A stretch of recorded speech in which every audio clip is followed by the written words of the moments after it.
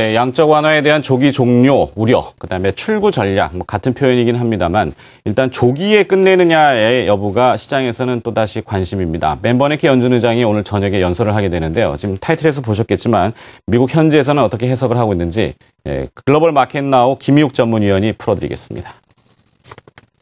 지난주부터 계속 달러 대비 엔화 환율이 올라갔던 것, 이것도 역시 출구 전략에 대한 이런 우려 때문에 달러가 강세로 가면서 그랬다는 거죠. 근데 우리 입장에서는 이제 연준 양적 완화 지속 기대감이 솔솔 나온다는 것에 대해서 상당히 기분 좋은 재료로 해석할 수밖에 없습니다.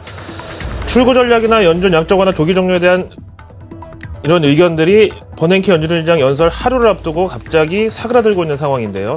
마감 브리핑으로 쭉 출발해서 현지 상황까지 알아보시고요. 버냉키 연준 의장 연설 오늘 밤 11시에 있습니다. 미리 보기까지 준비했고요. 다음에 요즘 계속 우리 증시의 발목을 잡고 있는 일본 경제와 증시에 대해서도 알아보기로 하죠. 먼저 로이터 통신으로 출발합니다. 오늘 미증시 또 한 번 사상 최고를 넘어갔다는 식상한 제목이고요. 개별 이슈는 특별히 없었는데요. 이 중에 하나만 보시면은 지역 연준 임원들 오늘도 연설이 계속 이어졌는데 이 가운데 연준 양적 완화를 지속하기로 하는 이 버냉키 발언의 힌트가 될 만한 연설이 있었다는 거고, 그 다음에 또 하나는 제이미 다이먼 JP모간 회장이 CEO를 겸직하는 안이 이사회에서 재신임을 얻었다는 것, 이 정도 나와 있습니다. 사실 지난주부터 계속 연준 임원들 연설이 이어지고는 있는데 오늘 유달리 관심을 받았던 것이 윌리엄 더들리 뉴욕 연준 총재 연설이었는데요. 다우지수 1종 그래프 지금 준비됐으면 한번 보실까요? 자, 윌리엄 더들리 연설이 오후 1시에 있었는데요. 보시다시피 미드 저 구간에서 급하게 상승폭이 올라가는 구간이 보이시죠? 그때가 바로 이 연설이 있었던 시간입니다. 도대체 무슨 연설이었길래 시장이 저렇게 오늘같이 불확실성이 크고 좀 관망세가 짙을 수밖에 없는 날 추가 상승을 했는지 연설 내용 자세하게 살펴보시죠. 뉴욕 연방제도 이사회 은행 측에서 제공한 자료입니다. 이 윌리엄 더들리는 일단 설명드리면은요, 버냉키 연준 의장하고 상당히 교감이 좀 깊고요. 전 세계 금융산업의 심장부라고 할 수 있는 월가가 위치해 있는 뉴욕 지역 연준 총재인 동시에 또 버냉키 연준 의장도 이 뉴욕 연준 자문위원 출신이거든요. 오늘 미일 친선협회에서 연설을 가졌는데요. 골자는 지난 일본의 잃어버린 10년 이후 최근 다시 일본 경제가 살아나고 있는데 전적으로 모든 것은 유동성, 양적 완화였다. 그리고 바로 이 유동성에 따라서 일본은 과거에 잃어버린 10년을 맞이했지만 미국은 2008년 금융위기 이후 일찌감치 공격적인 양적 완화로 대처하면서 일본의 잃어버린 10년보다 훨씬 빨리 경기 침체를 탈피했다는 거죠. 그래서 시간 관계상 이제 연설 내용 이런 미사여구 같은 거 쭉 넘어가고요. 그래서 윌리엄 더들리의 이 통화 정책에 대한 입장은 무엇인가 여기서 보시면은요. 자신의 견해는 이거다는 거죠. 연준 양적 완화는 그 대의 명분이 미국 서민들의 생활과 밀접한 연관이 있는 실업률 하락을 목표로 한 거니까 여기에 대해서는 건드리지 말아라. 시비 걸지 말아라. 양적 완화는 무조건 실업률 내리고 서민 경제를 위한 것이다. 이렇게 얘기를 했고요. 그리고 대신에 연준은 고용시장과 인플레이션 두 마리 토끼를 다 잡기 위해서 양적 완화에 대해서 언제든 채권 매입의 강도를 느리거나 줄일 수 있다. 유지한다고 유지해야 된다 이렇게 처음부터 주장을 하고 나왔으면 조금 설득력이 떨어질 수 있는데 느릴 수도 있고 줄일 수도 있고 연준은 그런 능동적으로 대처하는 기관이다. 그렇지만 향후 전망에 있어서는 uncertain이라는 표현 썼는데요. 이거는 경제학에서는 bad보다 어떻게 보면 더 나쁜 걸 수도 있어요. 비둘기파들이 좋아하는 표현인데요. 이런 표현을 쓰면서 언젠가 일정 시점에, 이것도 먼 미래일 수도 있고 가까운 미래일 수도 있고 애매하죠. 일정 시점에 연준 양적 완화가 축소된다면은 거기에는 단순히 실업률 몇 퍼센트 이런 수치나 단편적인 요소가 아니라 고용시장 전반에 대한 어떤 투명한 전망이 뒷받침돼야 하고, 그럴 경우 연준은 긴축이라는 표현 대신 출구 전략이라는 표현 대신에 좀 세련되게 정상화라는 표현을 썼습니다. 통화 정책을 정상화에 나설 것이다. 그렇다고 해도 또 걱정은 하지 말아라. 왜냐하면은 통화정책 정상화의 첫 단계가 갑작스러운 긴축이나 금리 인상이 아니라 일단은 만기 채권 재매입을 중단하는 식으로 채권 비중을 좀 줄이고 이렇게 시작을 해서 시장이 반응이 괜찮으면은 그 다음에 금리를 조금 올리고 그 다음에 연준이 제일 신경 쓰는 MBS 모기지 채권을 그것도 중기 장기에 걸쳐서 매각한다. 3년에서 5년 정도 걸쳐서 매각할 것이다. 연준 총재, 그중에서 뉴욕 지역 연준 총재의 다운 연설이고요.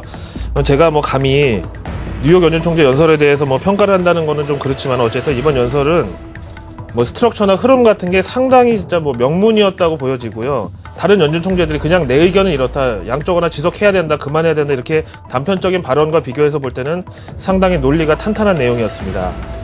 그렇다면 제가 왜 이걸 이렇게까지 자세하게 보았느냐, 바로 시장의 반응 때문인데요. 도이치뱅크의 수석경제학자 호세 라보냐 트위터에는요, 이거 봐라, 결국 오늘 뉴욕 연준 총재의 연설 내용이 내일 있을 버냉키 연준 총재 연설의 예고편 내지는 힌트에 해당하지 않겠느냐, 이런 분석을 올렸고요. 시장에서는 이 트위터가 상당히 뭐 신빙성이 있다는 평가를 받았습니다. 오늘 미증시가 버냉키 연설 하루 앞서서 한 발 먼저 오른 이유가 설명이 되시죠? 자, 이런 발언까지 살펴보셨고요.